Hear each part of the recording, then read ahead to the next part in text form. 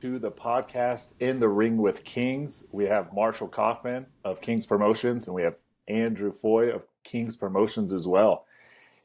And there was a lot of stuff going on this past weekend. Anthony Joshua fought and won. He was victorious. Oscar Valdez fought. And then we have Usyk fighting this weekend. So there's a number of things that we can go over.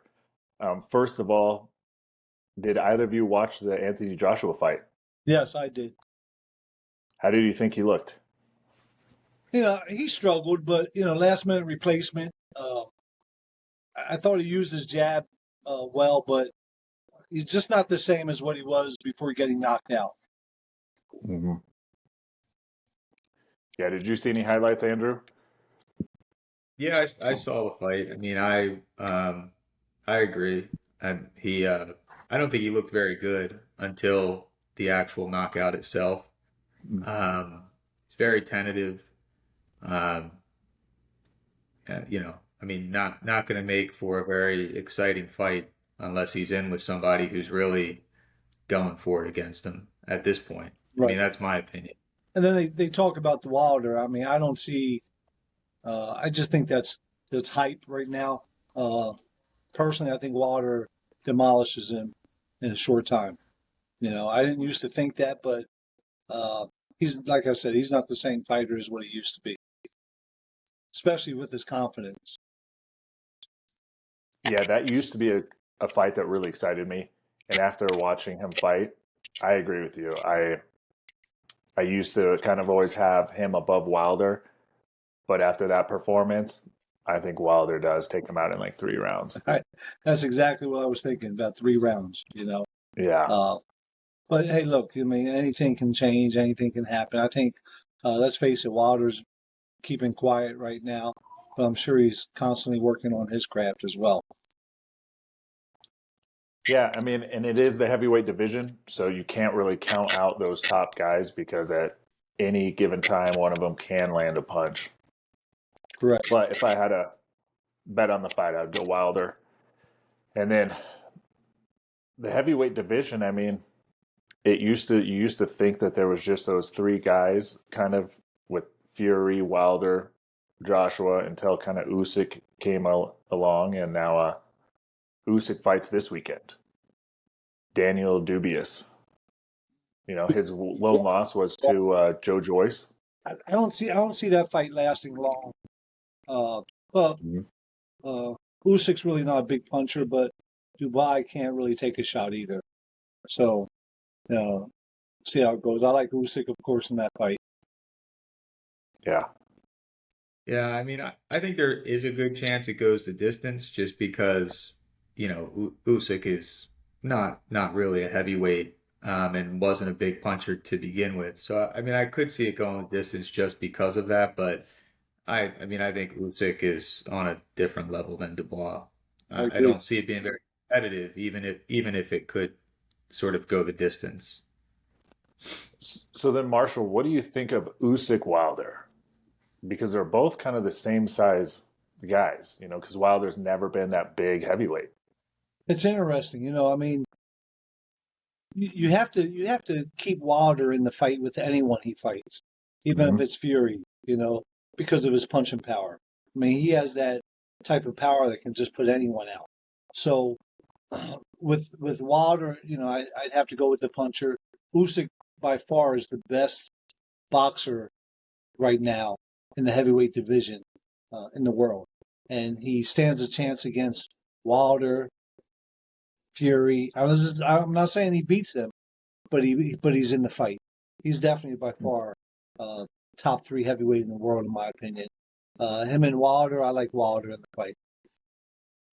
Okay. Yeah, I would disagree on that only because, well, I mean, I agree that Wilder has a bigger punch than Usyk does, but I don't see Usyk as being the kind of guy to get knocked out, to be quite honest. I mean, I don't really consider Deontay Wilder a precision puncher.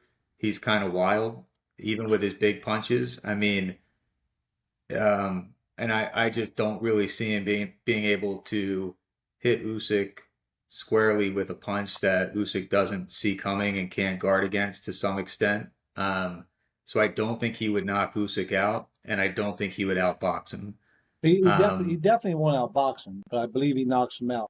The reason why I say that is that if you remember the Usyk and Joshua fight, Joshua hurt him and stunned him for a little bit there. But uh, I just think Wilder is so much faster and punches the biggest puncher in the heavyweight division without a doubt. And Usyk's really a cruiserweight coming up, and what true heavyweight besides Joshua did Usyk beat? You know, who's out there that he really beat up on yet? No one except for Joshua, who really had a lot of low self-esteem after the Ruiz fight. Yeah, I mean I think that that's true. That's a good point. But at the same time, and I do think that Wilder will take a lot of confidence out of his fights with Tyson Fury. But, I mean, arguably you could say he lost all three of them and, got knocked out badly twice. So, Mm-hmm. I think if I was Tyson Fury, I would argue about who has the biggest punch in the heavyweight division, right? Oh, of I course. mean, I mean, I mean, especially Tyson Fury, when you're the best heavyweight in the world. yeah. Yeah, if I had to put my money, I would take Usyk over Wilder You would? because I'm going to just go with the Mayweather quote of skills pay the bills. He And definitely I has just believe skills. his skills overcome Wilder's kind of looping punches.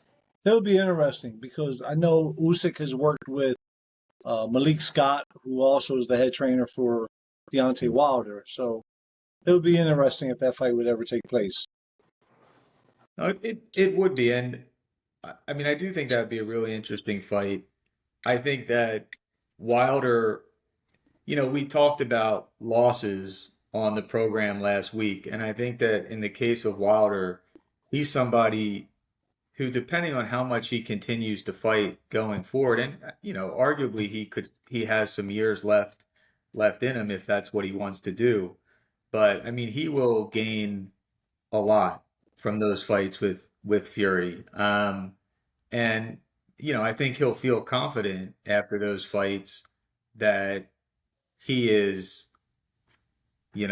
the second best. And Wilder's a confident guy. He might still think he's the best heavyweight in the world after But those fights, but he should certainly take a lot of confidence from those fights, um, going forward.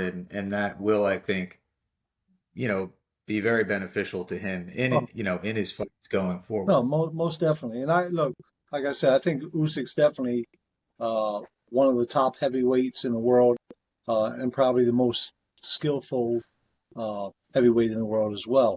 Uh, but I just think Wilder has something special, and that punch can just catch you and get you out of there. And the other thing that he has that most heavyweights don't have is great speed. So, we'll see. I can't really debate too much against Jesse right now because he has one up on me right now with the Crawford and Spence fight. So I can't say too much. Yeah. I would also say though, the one thing I do think that Wilder is a bigger person than Usyk. I mean, I think No. Wilder's a much even though Wilder doesn't carry his weight like Tyson Fury or somebody like that. I mean, I think Wilder's frame is much bigger Oh yeah, than I Usyk. agree. yeah, So I Yep. mean, I don't really think they're the same size. It just, maybe weight yeah. wise they are around each other, but I think Wilder's a much bigger Hmm. and naturally stronger person than Usyk is. So if you think of the heavyweight division, and let's face it, it's very weak. But uh, I think the most intriguing fight, or maybe probably the most entertaining fight, would be Wilder and Usyk. You got Ruiz in Mhm. the mix yet. You still have, Fury, but I think Wilder and Usyk because of those styles, tall, lanky, fast, uh, shorter, compact for Usyk, and good skills. I think that makes for a great fight. Uh, and there's some fights out there to be made, and just hopefully they make them. You know, No, I think you're right about that. And I think, we know that boxing in America is a bit fickle, but one thing that American fans, even general sports fans, come out for is heavyweight boxing. And so, I mean, I've been told, you've been told, Marshall, that Deontay Wilder always drove big numbers at Showtime, and that's why they liked him so much. I mean, I think that would be a fight that, even though Usyk, in and of himself, is not very exciting to a lot of people, just the fact that he is a true world champion. He defeated Anthony Joshua twice, and Wilder would basically be fighting for, a legitimate share of heavyweight title. I do think that would be exciting, for American boxing fans especially. No, I do too. So, what do you think the chances are that those fights happen? Usyk, Wilder, and Marshall. Do you know when Wilder might fight? I Yeah, mean, I know you got a close ear to those Mountain that kind of side of the block. possibly December uh, of this year, early of next year, but I really can't say for sure. Uh, but I'm excited to see the heavyweights back in business, and get them going again. But in my opinion, I still think Wilder is without a doubt the most feared heavyweight out there. And but in Fury, let's think about how bad it's been. Fury doesn't even have a dance partner in the heavyweight division. He had to go over to the other side to try to make a fight with the MMA fighter. Because who wants to fight Fury? Who's 6'9" and can move like he's 170 pounds. It's just amazing. I mean, it's sad for that reason. So I just want to see the heavyweight division get back to action again when we had the Fury and Wilder fights. Yeah, it's interesting that you say that. I mean, Fury has sort of a stranglehold on the heavyweight division, and this is now the second time he's had it. And both times when he's had it, things have gotten very boring. I mean, he basically just went into retirement after he beat Vladimir Klitschko the first time and was, the undisputed heavyweight champion. I feel like for Fury, I kind of feel bad for him. I think the guy's just bored right now, and I would agree with you, Marshall. I mean, it's hard to see much a huge challenge for him right now. I mean, even a fight with Usyk, you'd have to imagine just based on the differences in size.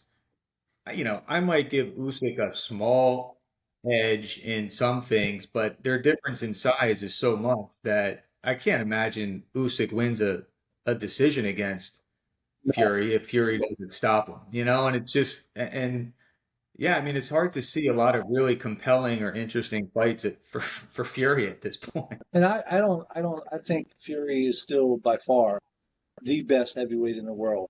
Uh, and but there again, you need a dance partner. Uh, Yeah. Crawford and Spence were sleeping for a while. Everybody wanted to see the fight. Now that it happened, Crawford came out on top. Crawford's the best thing since sliced bread. And it put him back into the eyes again of people. And I think Fury needs that so bad. But who's out there? Who's the dance partner? And I think you got to give Top Rank credit because they were very smart in what they did by maneuvering, getting Usyk signed. They have a number of different heavyweights now that they're signing and they're putting in position because they see how much the heavyweight division means to boxing again.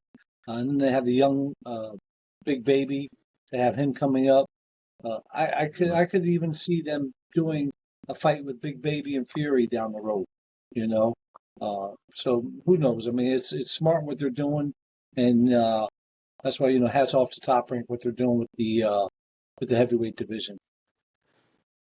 And at one point, PBC had it, so it's not there right now. So, would you guys consider like Usyk, Wilder, Joshua mega fights? I would consider Wilder and Usyk a mega fight. I don't see Wilder and Joshua. Maybe over in London it would be, but Yeah. I don't see it being a big mega fight here in the U.S. because people don't think much of Joshua. People aren't giving Joshua credit anymore. At one point, what are we talking, Jesse? 4 years when Joshua knocked out Brazil, and then he knocked out, who else was it? It was Brazil, it was someone else. Oh, Charles Martin first, then Brazil, and Yep. then he went after Klitschko. At that point's when, in my opinion, Joshua was the talk of the world, and him and Wilder would have been perfect at that time. Now it's sort of died out, almost like what Pacquiao and Mayweather did. Died out. Yeah. It's not as exciting as what it would have been 4 years ago.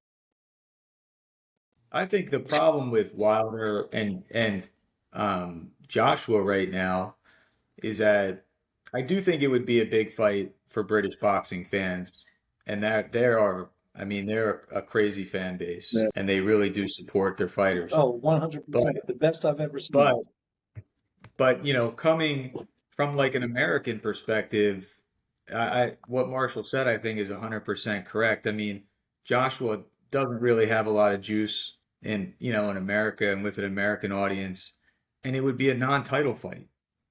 So I think that would be sort of in and of itself hard to sell to like American sort of more general boxing fans.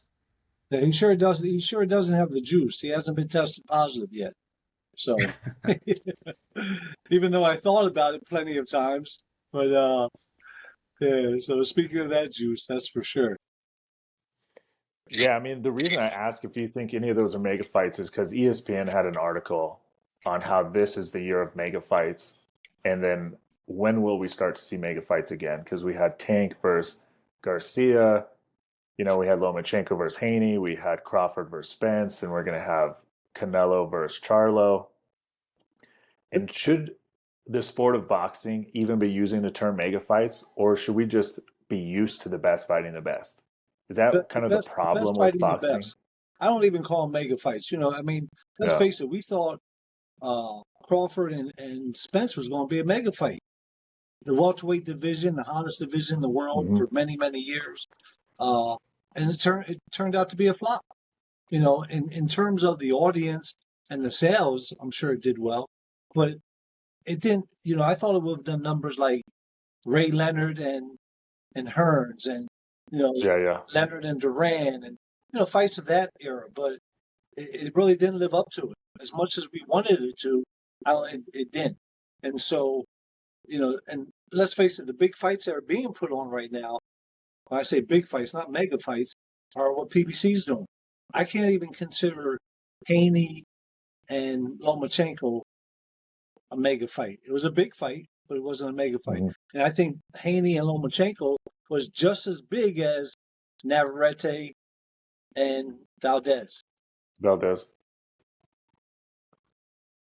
Yeah, speaking of Valdez, I mean, he was one of those top-ranked fighters on ESPN, the, decently good-looking Mexican kid, lost to Shakur Stevenson, kind of, very clearly lost to Shakur Stevenson, and I feel like the 130-pound division is kind of wide open. There's 4 separate champions. No one's unified. They're all new champions in that division. And then he kind of goes out there and they were kind of building up this fight between him and Navarrete to be a Morales, one of those classic Mexican wars. And it didn't deliver, I would say. It was a total dud in that regard. I mean, Valdez was only throwing 30 punches around. It definitely did not deliver, but it sure enough was very entertaining in spite of not delivering the big fight like what you're talking about. It definitely was entertaining though. But like you said, Andrew, too, you can't win a fight on throwing 30 punches around. Right, and if we're talking about like Morales and Pacquiao or Morales and Guerrero. Yeah, I mean, you're talking about these guys were each throwing 100 power punches around and landing 50% of them. I mean, it wasn't in that ballpark. But I do think Navarrete was game for that. Yeah. But he tried. Valdez just couldn't keep up the pace. Valdez couldn't match him punch for punch. It's interesting about Valdez because several years back he sort of had a couple narrow wins, and I think some of the shine had come off of him. And then he kind of went in as the underdog to the fight with and I'm blanking I on the just guy's I name just right. had it too. I forget. Navarrete No, the No. or one he someone else? knocked out.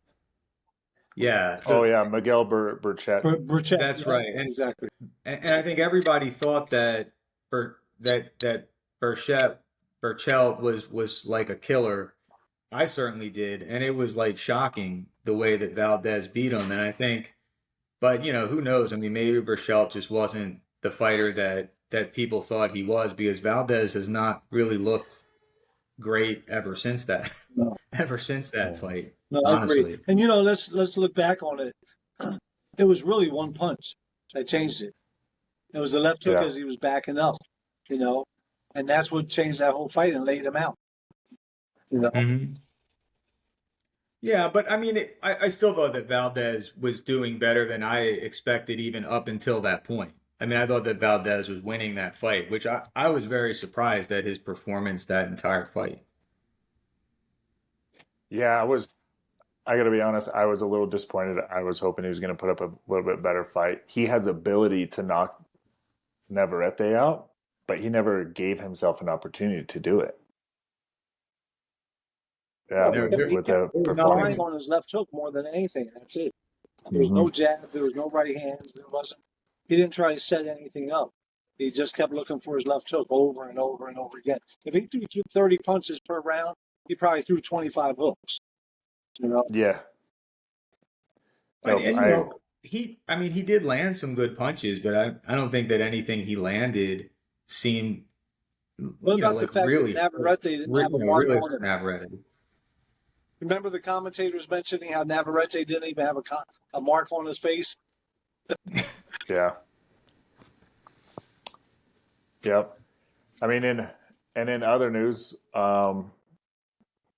female champion Alycia Baumgartner tested positive before her fight last month for what is mastrolonin or methylone. Am I pronouncing that right, Andrew? You're on the right track. I mean, This is where I have to use the men's room. No, I'm joking. So I know. So I was just doing some research. So it's prescription only, illegal without a prescription, taken orally, and I was kind of doing some research to see if there's any over-the-counter products that use it as microdosing and something that's viable, and I couldn't find anything that it's used in.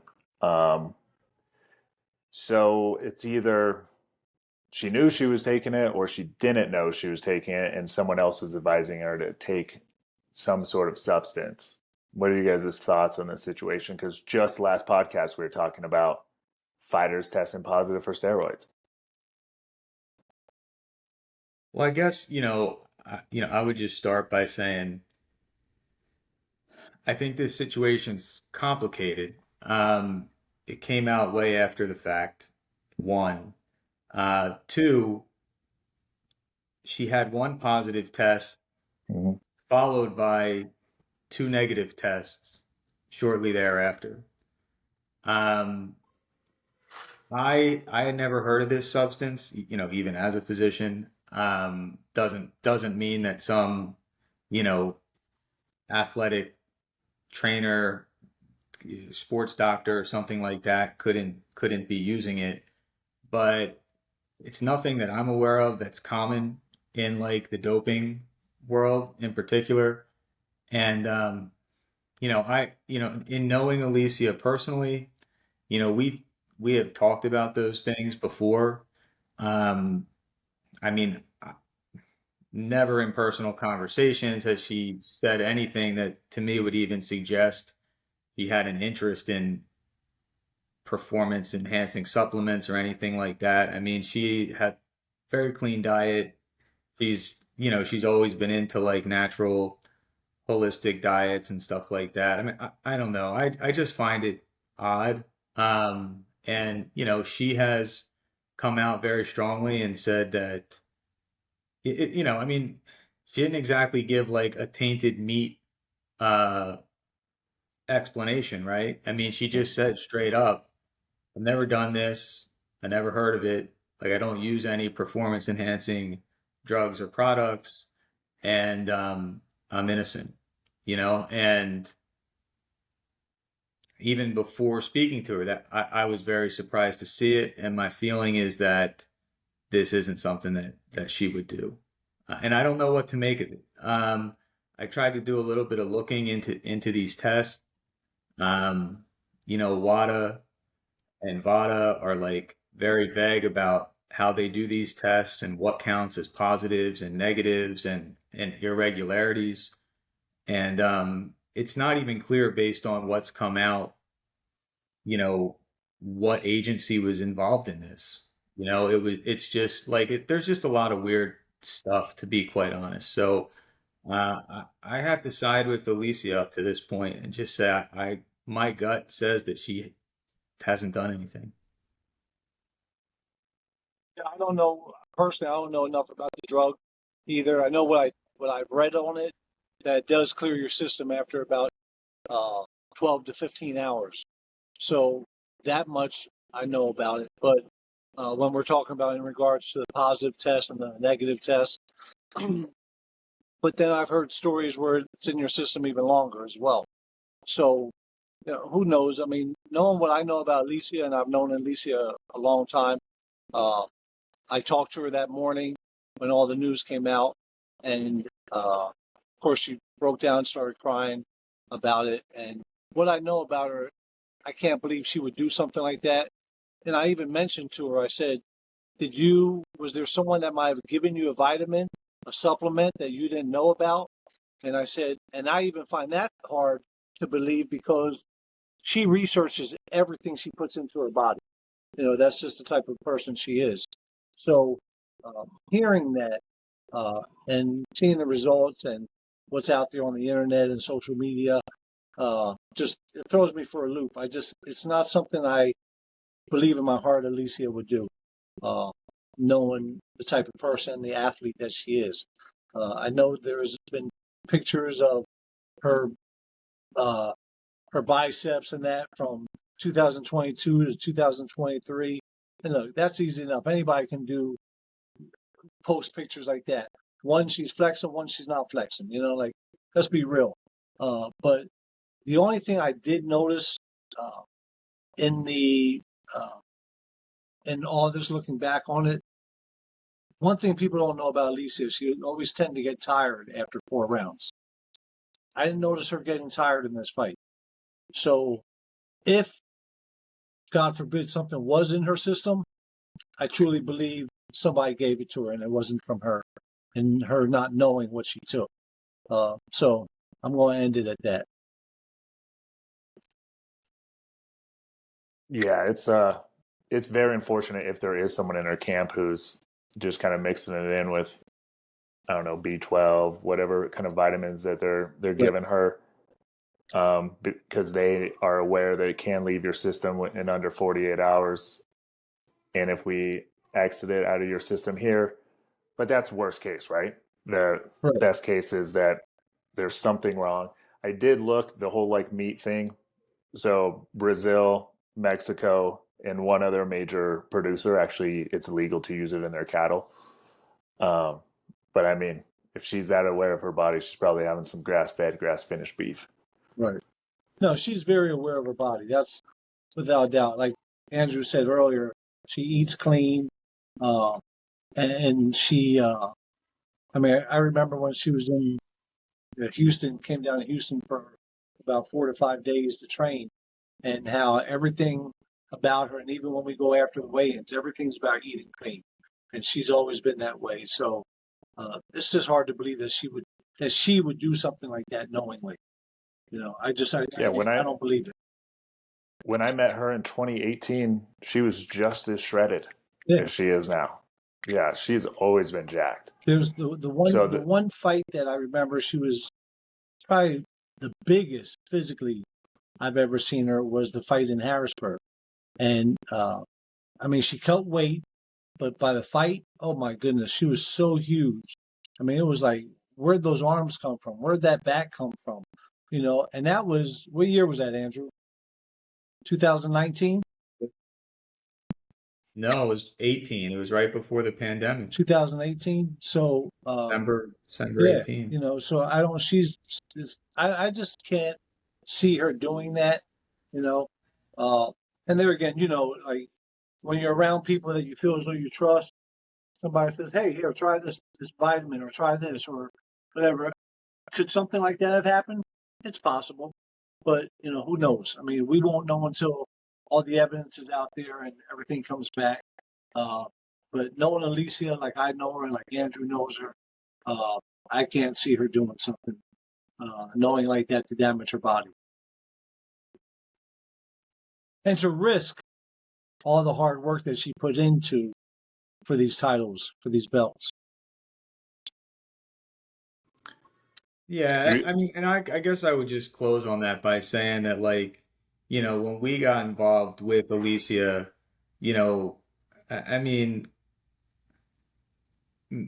like Marshall said, she's always been the size that she is now. If anything, after she had her knee surgery and was immobile on her legs for a period of time, she actually lost muscle Yeah, in her leg, which has made it easier for her to make weight. That 130 going forward. She used to walk around between fights at like 145 to even like as high as 150. yeah, After the knee surgery, she never really got above 140 in between fights. Like yeah. she just didn't have the same and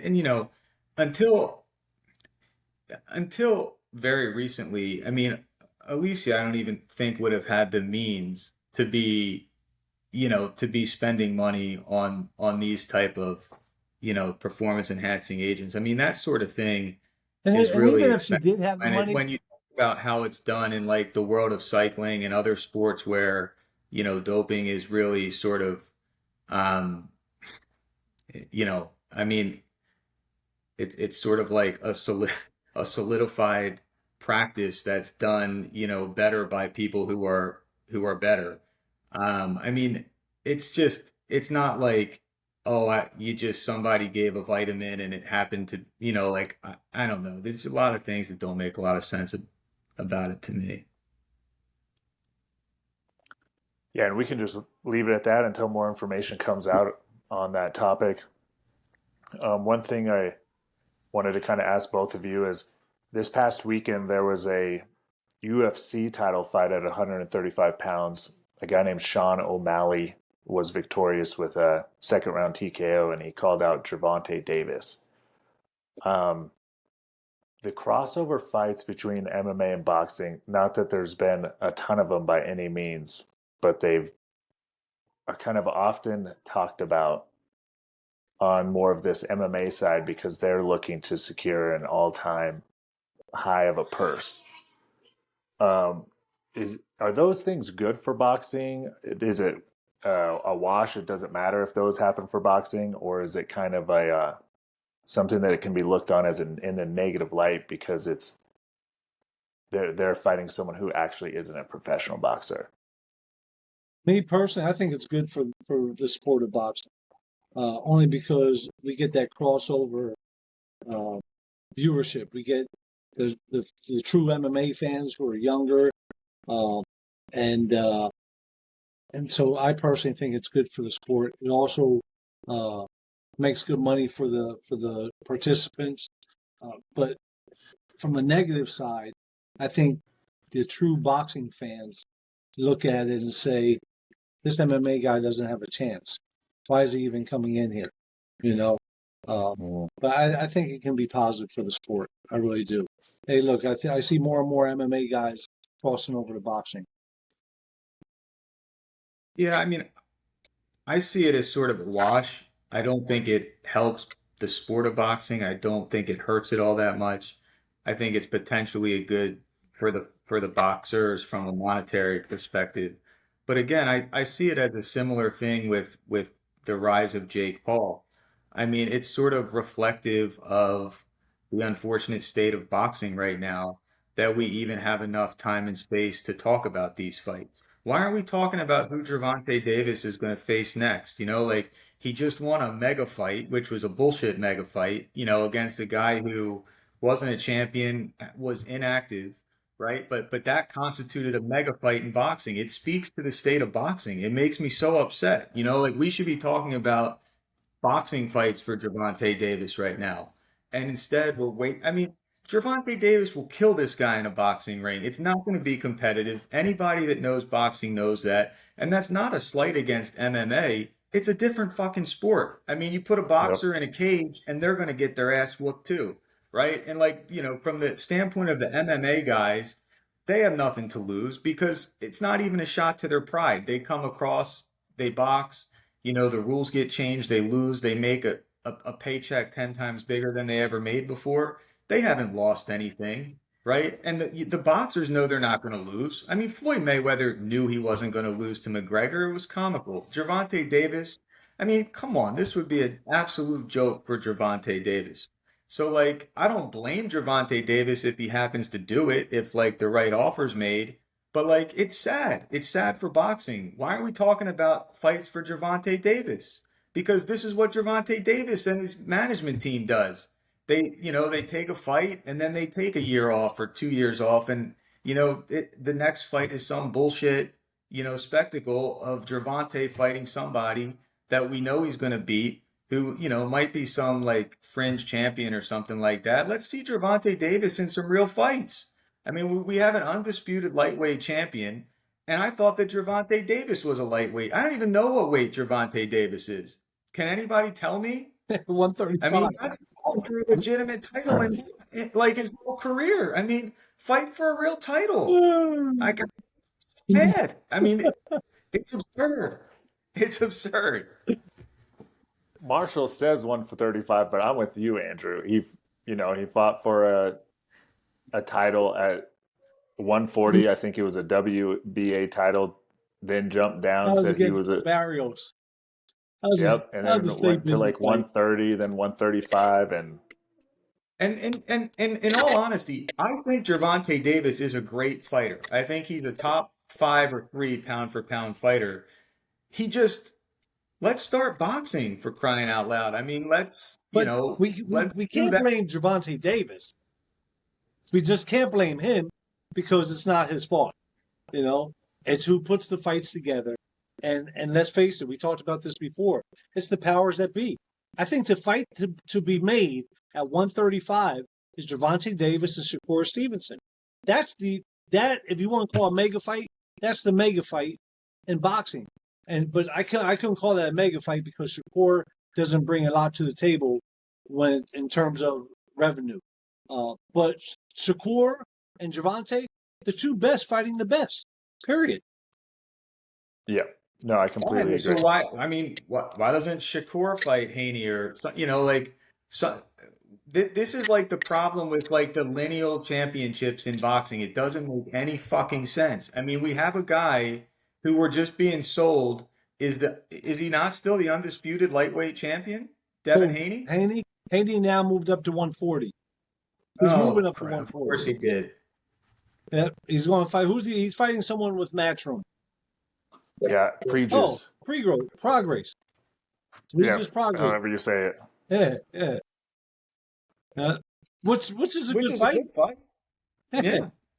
But he jumped over with matchroom to make the fight. So I'm not sure the organizations are talking about stripping him of his title, and they should if he's moving up to 140 to fight for another title. Yeah, but the likelihood of us seeing Gervonta Davis versus Shakur Stevenson or Gervonta Davis versus Lomachenko, few and far between. Yeah, it's going to be very hard to make happen. I'm not saying it can't happen, but it's going to be very hard to make happen. You know, and another fight out there I was just thinking of that'd be great to see. I mean, there's so many good fights out there that we can look for, but they're just not being made.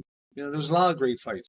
Like I love to see Crawford and Jamel Charlo fight. Mm-hmm. But Yep. who knows what Jamel's going to have left if Canelo, stops him. So it takes some steam out of that fight. And Crawford talked about moving up to 168 to fight the winner of that. I love that when a fighter says, "I'll move up to 168 to fight somebody." 2 weight classes. You have to love it. Oh, you got to give credit to Jamal for jumping up, for Crawford willing to jump up to fight the winner. Correct. I think that stuff is absolutely great. And I hope other fighters down the road do the same thing and they demand their teams, like you said, the powers that be, to make those fights. Look, that's how it used to be years ago. Many years ago, fighters fought at different weight classes. It wasn't about, oh, we're sitting at 135.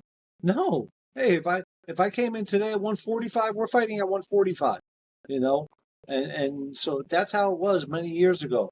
And just so I think we need to get back to that. And I think, Well, but also many years ago, a guy like Boots Ennis has a legitimate claim to being the #1 contender in the welterweight division. He's been extremely impressive, and he should be able to fight the guy. And the guy is Crawford, and nobody's talking about that. And that's the problem. I really do think that's the problem with boxing. Yes, I find it commendable if Crawford would go up these weight classes and fights for an undisputed fight with Canelo or something like that. But at the same time, we're just glossing over the fact that we're not getting like lineal fights that make sense in a lot of the divisions. And I get why Charlo's going up. I mean, you could say that Charlo's cleaned out 154.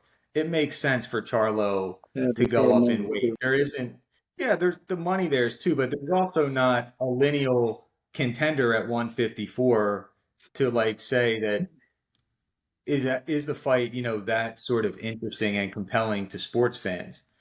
At welterweight, that's not the case. I mean, we have a guy, and let's see how that plays out.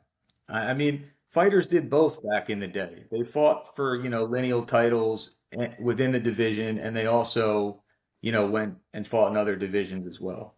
I think it it would be best if both still happened. No, look, and I agree with you. Boots should be fighting Crawford, okay? But there's reasons why those fights don't happen, and 9 times out of 10, it's because of revenue. It has to do with what kind of income is going to be brought to the table. And Crawford and Ennis doesn't draw enough revenue to make it worthwhile for the kind of money these guys want. And that's what it boils down to, the money. Yeah, I don't believe you're wrong by any means on that one. But I am with Andrew on the frustration of wanting to see the best guys fight the best. Without a doubt. I mean, look, Boots, I think Boots should be fighting Crawford, or even they should be making a fight right now between Boots and Stanionis. Those are the kind of fights that need to take place. The best fighting the best in that weight division. And then after you accomplish all that, then let's move up and challenge yourself at another weight division. Or even Boots and Virgil Ortiz. Like, Can Virgil those Ortiz kind of guys hash it out anymore after passing out? Who knows? Yeah. So in the other guy you mentioned, any one of those 3 guys, like they should be fighting. Stanionis. Yep. No, I completely agree. Yeah. Is there, I guess, anything else you guys wanted to touch on? Our next show, September 15th. I guess we'll be on the podcast again before that, and we can talk about that show then. Yeah, we should definitely go in depth on that show for sure, on that podcast for the show. Okay. Anything else, Andrew? No, I used it all up on the Gervonta rant. Talking about Gervonta Davis. Andrew's bringing the thunder today. Oh, he brought the thunder on that one. I love it. But I mean, he's not wrong. He's not. To me. So I'm going to kind of piggyback on what Andrew's saying. It makes me wonder how long the sport of boxing can last with the current model. And I believe that Andrew agrees with me on that because it's not healthy. No, so Jesse, you're exactly right? Like, and the the challenge is that boxers are individual athletes. They're individual sort of agents for themselves. Mm-hmm. And I understand why individual boxers want to only do what's in their best interest from a monetary standpoint. But at some point, you know, somebody needs to sort of like take a haircut to do what's in the long-term best interest of the sport. And that comes from individual fighters to individual promoters, managers, etc. People need to, and it sucks because the reality is, I mean, who's going to sacrifice, you know, their sort of um, their self-interest for the for the long-term good of the sport. And that's the challenge that is being that's sort of like the meta challenge to boxing right now. Like, is anybody willing to sacrifice, their short-term sort of self-interest for the long-term good of the sport? And I'm not sure that there's even a right answer to that. I mean, there's a right answer for me as just a fan of boxing, that sacrifices will need to be made for the sport to become healthy again and at the level where guys can just start fighting on network television, that there's high level of advertising and sponsorship that goes into the events that make it worthwhile again for these guys to fight in the way that we used to, what boxing fans were used to in the 70s and 80s and even early 90s. Mm-hmm. But like right now, none of those things are happening, and I'm not sure who's going to be the, if anybody's willing to sacrifice their own short-term self-interest for the long-term good of the sport. And that's the question. And again, I don't know that there's a right or a wrong answer to that, but that's the challenge that faces boxing right now. I agree. And I believe that there's many pieces to that puzzle. I used to say if I had Elon Musk money, I would get Al Heyman in a room, Todd DeBuff and Bob in a room. I would get Eddie Hearn in a room. I would get Canelo, Mayweather. I would invite them to this meeting and even talk about the amount of belts that there are. Because if you go and look at the amount of champions in any given weight class, at minimum, there's 4 champions that are recognized. And in some divisions, there are 7. Because you have intern, you have regulars, you have the supers. And it's like that right there in itself is very bad for the sport when there's 7 people who claim they're a champion at 100 and we'll say 30 pounds. Or Right, I don't but who is it good for? It's good for the sanctioning bodies because they're making money every time. The sanctioning bodies are one sort of vested interest that, are they willing, and so there's just like you said, you need to have the sort of stupid money to be able to consolidate everything. And, I mean, that consolidation would have to feature the top promoters and managers right now all having sort of like an equal seat at the table kind of thing, right? Whereas like they were like they were all commissioners, for example, or something like that. Exactly. But, I mean, we're like talking it in a fairy tale world right now. I mean, it's so far, I mean, I don't know how realistic that is. Yeah, I don't know that it is realistic, but it's something that needs to be strived for the sport of boxing, to where these promoters and managers, and the reason I put in a Canelo, because if Canelo's not going along with something, how many of these other fighters are gonna? Or if Mayweather doesn't voice his opinion in sync with this, how many of those fighters who look up to him are going to go along with this? It's kind of why I mixed them in. Because right now, Canelo calls the shots, just like Mayweather in a recent interview was like, Canelo can do whatever he wants now. He's earned to do whatever he wants, just like I earned to do whatever I wanted. So without getting like the group of people on board, it's just not gonna happen. I mean, I was talking to someone who is part of PBC who used to be with ESPN back when there was Friday Night Fights, and I used to talk to this gentleman, and he said at one point PBC wanted to come out with their own belt. And then he said, but we didn't do it because we assumed that we would just add to that kind of chaos, which is why they didn't do it. I don't know, Marshall, if you heard that they were maybe going to do their own belt. Never heard of it. But when you mentioned somebody who worked at BBC and worked at ESPN, I think I know who you're talking You know who I'm talking about. Yeah. Yeah. So, and it's just those things. I like that they were trying to think outside the box of what can we do as a solution to simplify. But I mean, when you got guys like Top Rank who are signing exclusive deals with ESPN, you have other promoters who have exclusive deals with just one or two networks. It kind of makes it hard. They have to find some sort of middle ground for the sport to flourish over the next 10 and 20 years versus the next 2 years. How long can we limp this around and get everyone to just pay? Let me makes it impossible. Makes it impossible. let me tell you, Ed Heyman hates paying those organizations all that money too. But unfortunately, it's an unnecessary evil that we have in the sport of boxing. Man, I totally, if I had the Elon money, I would just probably buy them all out or get everyone to agree not to use them. Not to use them. One belt, one champion. Yeah.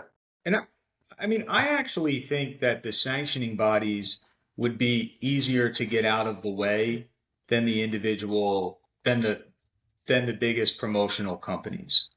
I mean, I think the sanctioning bodies would be, they could be, I don't want to say bought, but like they would come to the table, I think, pretty easily because like I don't think they have like these revenue models that are sort of looking into the future 50 or 100 years from now. I mean, if everybody could get satisfied that's involved at these organizations, which aren't tremendously large at the end of the day, like I think that they could be brought under control easier than the biggest promotional companies could, personally.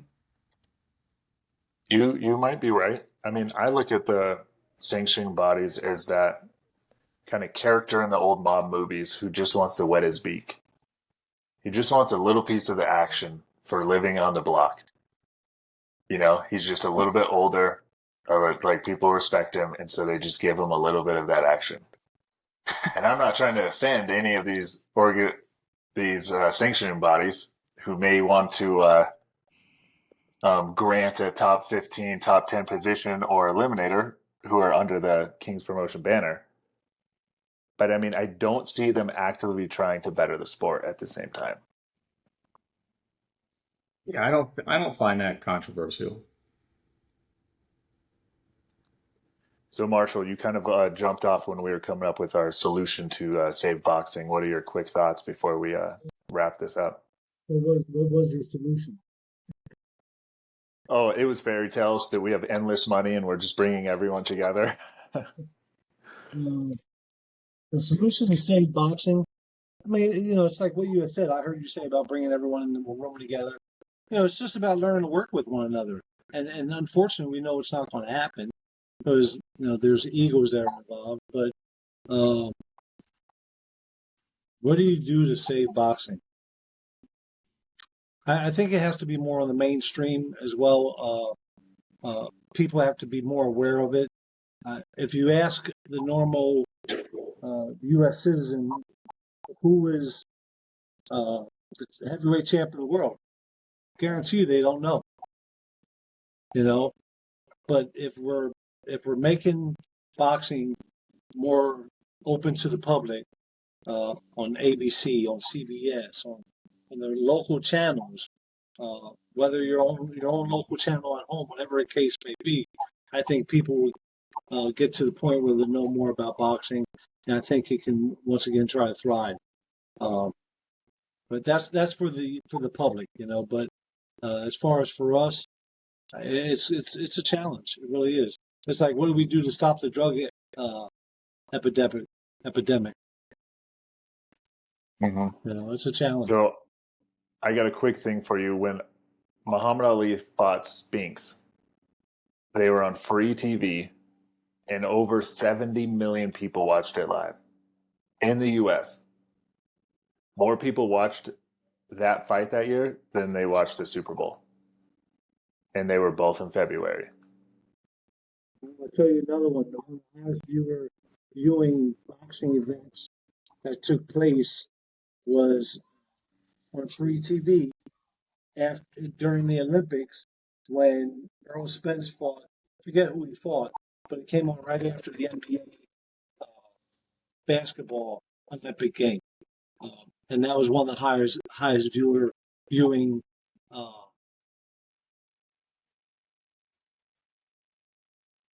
Lost Marshall again. You know, I think it's hard for like American boxing fans, especially younger fans, to to like know what boxing used to be like. Um, where it was, probably the biggest sport in this country, other than maybe baseball, 40, 50 years ago. But, it's interesting when you go to another country like the UK and you sort of contrast the difference.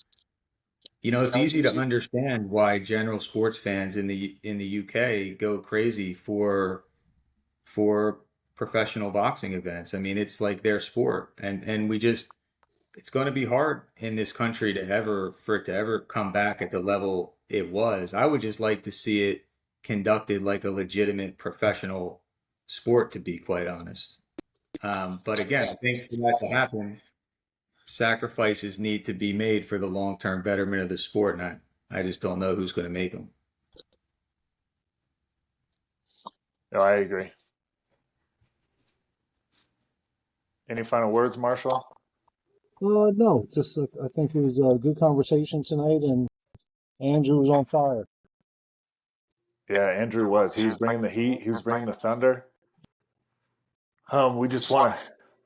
I would just say that all shows need to try to be as good as King's Promotion shows. That's one good first step. Whether they're on national television or not. I mean, just making good events is the first step. And there's a lot of really shitty events that are going on out there. But come to a King's Promotion show, you will get your money's worth. Yeah, and with that, thank you everybody for tuning in the Ring with Kings, episode 12. Click the like button, subscribe, tell all your friends. That's the ask. If you enjoyed this podcast, refer a friend to this podcast. Tell them to like and subscribe as well. I'm Jesse. We have Andrew, Marshall, the two guys at King's Promotion putting it on and going to make a change in professional boxing. Marshall's the main guy. I'm just a small. I'm just a small player. That's all right. You make the podcast great.